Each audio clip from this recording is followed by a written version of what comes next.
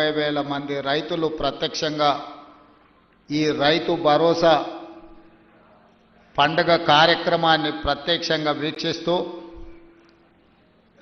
ఇందిరమ్మ రాజ్యంలో ప్రజాప్రభుత్వం రైతుని రాజుగా చేయడమే కాదు, వ్యవసాయాన్ని పండుగ చేయాలన్న ఉక్కు సంకల్పంతో చేస్తున్న ప్రయత్నాన్ని ఆశీర్వదించడానికి విచ్చేసిన రైతాంగ సోదరులందరికీ కూడా మనస్ఫూర్తిగా కృతజ్ఞతలు, ధన్యవాదాలు తెలియజేస్తున్నా. మిత్రులారా, మీకందరికీ తెలుసు, ఈ రాష్ట్రంలో, ఈ దేశంలో ఎవరు ప్రజాప్రతినిధిగా ఎన్నిక కావాలన్నా, ఎవరు ప్రభుత్వాన్ని ఏర్పాటు చేయాలన్నా రైతుల యొక్క ఆశీర్వాదము, రైతులు చేయుతను అందించకపోతే ఎవరు అధికార పీఠంలో కూర్చోలేరు అని చెప్పి ఈ వేదిక మీద నేను ఖచ్చితంగా చెప్పదలుచుకున్నా. ఈనాడు ఎవరు ఎమ్మెల్యే అయినా, ఎమ్మెల్యే సంగతి పక్కన పెట్టండి, వార్డు మెంబర్ కావాలన్నా, సర్పంచ్ కావాలన్నా, ఎంపీటీసీ కావాలన్నా, జడ్పీటీసీ కావాలన్నా, జిల్లా పరిషత్తులు గెలవాలన్నా, శాసనసభలో ప్రాతినిధ్యం వహించాలన్నా, పార్లమెంటుకు వెళ్ళాలన్నా, ఏ రాష్ట్రానికి ముఖ్యమంత్రి కావాలన్నా రైతులు అండగా నిలబడాలి. ఆ రైతుల ఆశీర్వాదం ఉన్నప్పుడే మన కుర్చీ పదిలంగా ఉంటుంది అని బలంగా విశ్వసించే మీ సోదరుడు ఈరోజు ఈ వేదిక మీద నుంచి రైతులకు ఉద్దేశించి మాట్లాడుతున్నాడు. మిత్రులారా, ఈనాడు చాలామంది చాలా విషయాలు మాట్లాడుతున్నారు. చాలా విషయాలు మాట్లాడే వాళ్లకు అవకాశాలు రాని వాళ్ళు కాదు. ఆనాడు ఉమ్మడి రాష్ట్రంలో డాక్టర్ వైఎస్ రాజశేఖర రెడ్డి గారి మంత్రివర్గంలో మంత్రులుగా పనిచేసిండ్రు.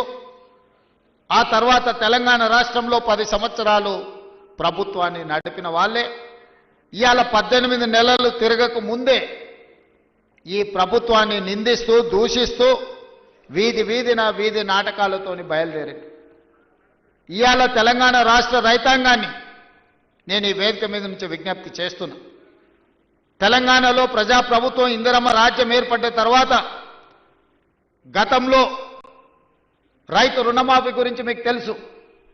2014లో ₹1,00,000 రైతు రుణమాఫీ చేస్తా అని మాట ఇచ్చి అధికారంలోకి వచ్చిన తర్వాత 4 విడతలుగా నేను ఇస్తాను, ఇప్పుడు నా దగ్గర నిధులు లేవని ఆనాడు మాట్లాడేది.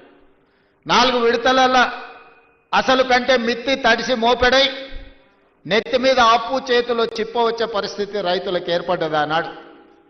తిరిగి 2018లో మళ్ళీ అదే వాగ్దానం ఇచ్చిండ్రు, ₹1,00,000 రైతు రుణమాఫీ చేస్తాం. మొదటిసారి తప్పు జరిగింది, రెండవసారి తప్పు జరగకుండా మేము చూసుకుంటాం, ₹1,00,000 రైతు రుణమాఫీ చేస్తామని. 5 సంవత్సరాల తర్వాత వెనక్కి తిరిగి చూస్తే ₹11,500 రైతు రుణమాఫీ చేస్తే 8,500 కోట్ల రూపాయలు మిత్తికే సరిపోయినాయి. 3,000 చిల్లర మాత్రమే ఆనాడు రైతులకు రుణమాఫీ చేసిండ్రు. 2 విడతలుగా మొత్తం లెక్క కడితే 10 సంవత్సరాలు 2 విడతలు ఆనాటి ప్రభుత్వం రైతులకు సరాసరిగా అందించింది 16-17 వేల కోట్ల రూపాయలకు ఎక్కువ ఇవ్వలేదు. కానీ మొదటి సంవత్సరంలోనే ప్రజాప్రభుత్వం మీ ఆశీర్వాదంతో వచ్చిన తర్వాత ఎన్నో ఇబ్బందులు ఉన్నా 10 సంవత్సరాలలో ఆనాడు వాళ్ళు చేసిన విధ్వంసం 100 సంవత్సరాలైనా కోలుకోలేని పరిస్థితికి తెలంగాణ రాష్ట్రాన్ని నెట్టేసింది.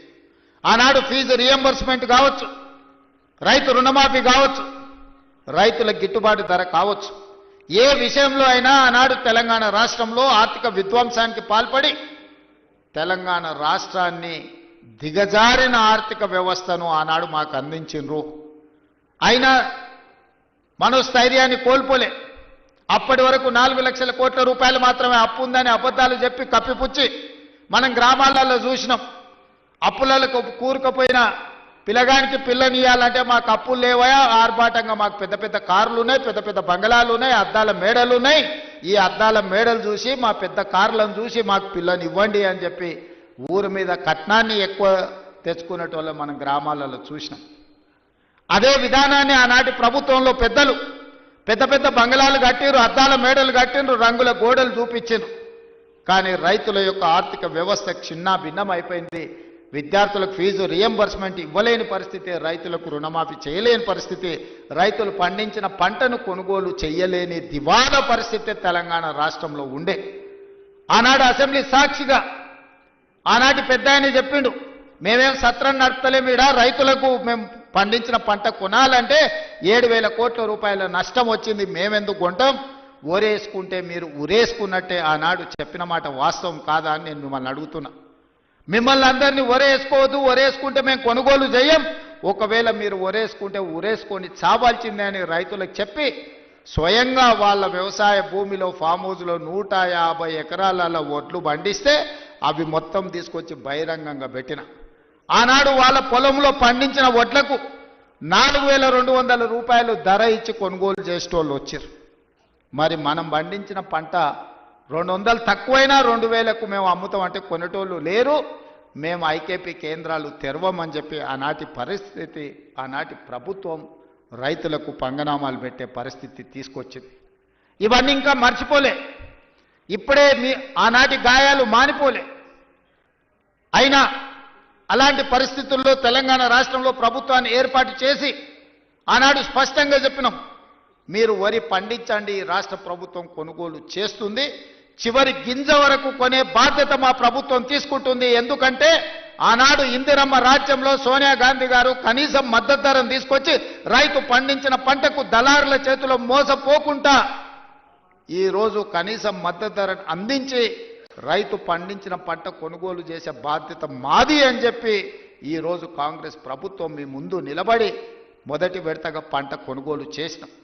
రెండవ విడతకు వచ్చినప్పుడు నేను చెప్పిన పెద్దలు ఉత్తమ్ కుమార్ రెడ్డి గారితో మాట్లాడి, అన్న దొడ్డు బియ్యం తింటలేరు, ఈరోజు గ్రామాలలో చైతన్యం వచ్చింది, రైతులు స్వయంగా 10 రూపాయలు ఖర్చైనా కూలికి పోయి ఉపాధి హామీ కూలీ చేసుకునే పేదలు కూడా ఈరోజు సన్న బియ్యంతో బుక్కడు అన్నం తింటుండ్రు. సన్న బియ్యం మనం ఇవ్వాలి, సన్న బియ్యం ఇవ్వాలి అంటే మన రైతులు సన్న వడ్లు పండించాలి. ఎందుకంటే తెలంగాణలో పండించే వడ్లు నాణ్యమైనవి, శ్రేష్టమైనవి, కానీ దొడ్డు బియ్యం పండిస్తే దొడ్డు బియ్యం తినే పరిస్థితి లేదు. మనము రేషన్ షాపులలో దొడ్డు బియ్యం ఇస్తే మళ్ళీ